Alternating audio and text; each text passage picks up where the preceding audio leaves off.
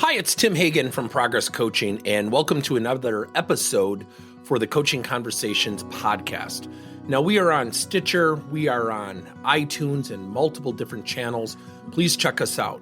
Now, one of the things that you'll get out of our podcast episodes is a lot of content, a lot of strategy. It's not fluff, it's not concept, yet we really want you to engage with the content and let us know your feedback.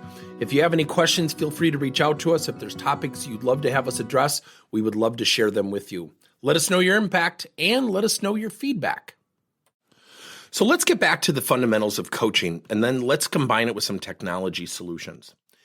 You know, when I think about coaching, I think about the fundamentals, and we have defined coaching for the last 31 years the following way. It doesn't mean it has to be your definition, it's just ours, but I'll use it for this lesson, if you will. Number one, it's getting someone to look in the mirror. Number two, it's getting them to take action on number one.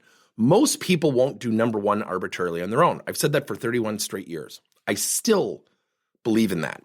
Now, getting someone to look in the mirror, number one, we also have to get them to realize they have positives, they have strengths. Coaching is not just about fixing people. It's not about constructive feedback.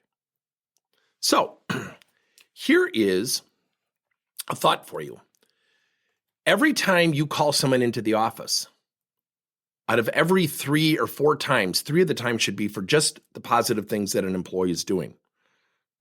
The Gallup organization says it best. When you lead with people's strengths, they engage 8 times more.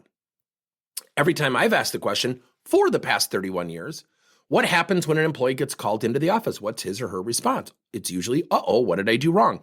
Because we've conditioned that behavior, that reaction. So let's talk about bringing it all together. Call people into the office for the good stuff. Schedule one-on-ones for those people who need coaching. Certainly every 2 weeks, get together with your group. Think about a collective area of opportunity where you want to coach. It could be a strength of your team. It could be an area where they have an opportunity to improve. Number 2, make artificial intelligence available to your staff members. Make sure it's a tool that's in alignment with what you're trying to do. Now, I'm not going to sell, but I will tell you in our platform, Coach Apply, our artificial intelligence tool doesn't go out like ChatGPT. It goes out and reads our platform. So we have a coaching framework. We have very specific coaching types that we teach. So when our leaders get help from our AI tool, it's in alignment with the training that they've received from us. So just make sure the AI tool's in alignment.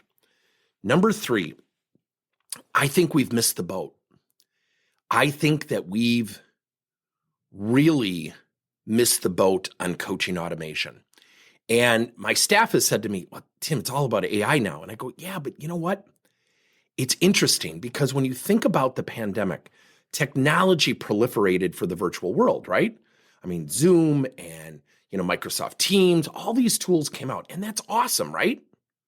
Here's my challenge. What did we all want to do? We all wanted to go back to the in-person because we missed that human interaction. Humans need human interaction. So with coaching automation, it's not just automating the delivery of questions or video lessons and quotes and thoughts and perspectives. It also can automate the prompting of engagement. Let me give you an example. We have a small company that we're working with, and every week they get a lesson. And one of the lessons will prompt them, or within each lesson will prompt them to go engage with a teammate, learn a couple things, and they have to fill out an assessment, we use JotForms, we love it. And who's the person you met with and what are 2 unique things that you learned about them? And guess what happens? The HR department's coming back saying, we have less infighting. There's less conflict. I said, right. The reason we have conflict is if the only thing between us in our relationship is work, the relationship's going to feel like work. So guess what's going to happen? We're going to argue. Yet if I find out you like gardening or you like volleyball or you like the Green Bay Packers or what have you, guess what happens? We have awareness and commonality. Where there's awareness and commonality, there's less conflict. So coaching automation can prompt action between people. Thank you for listening to another episode of Coaching Conversations by Tim Hagan and Progress Coaching. Now, our company is always coming out with new and innovative solutions to help leaders coach their employees.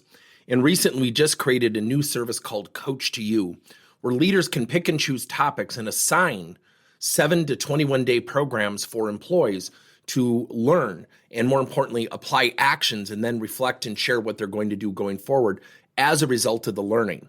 It's called Coach to You. We're literally bringing coaching to your employees. If you're intrigued, we'll have a link in each one of our episodes where you can get more information. And again, thank you so much for listening to another episode.